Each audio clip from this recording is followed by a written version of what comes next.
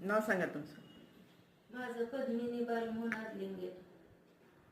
बरं, तुम्ही कशासाठी आलता माझ्याकडे? असं चक्कर येत होती, पोट साफ होत नव्हतं आणि गॅस पकडत होता. चालताना त्रास व्हायचा, असं ढकलून दिल्यासारखं. ते आता व्यवस्थित झालंय. आणि म्हणजे बाहेरच्या औषधावर म्हणजे औषधं चालत नाहीत मला होमिओपॅथी शिवाय दुसरे. पहिल्यापासून होमिओपॅथीच घेतात? हा, 20 सालापासून तर मॅडमकडेच औषध घेते मी, शेंडे मॅडमकडे. हो. 5 वर्षात तुम्हाला काही झालं तरी पण म्हणजे? हा, मॅडमकडेच येते काय जर झालं तरी. हो. इव्हन तुम्हाला किती डेंग्यू एकदा झालता? एकदा आधी डेंग्यू झाला, परत न्यूमोनिया झाला. मग तरी पण मॅडमकडेच औषध घेतलं, दुसरीकडे गेलीच नाही. हॉस्पिटलला ऍडमिट व्हायला नकोस? नाही, तुम्ही म्हणलं नको, तरी पण तुम्ही गेलाच नाही.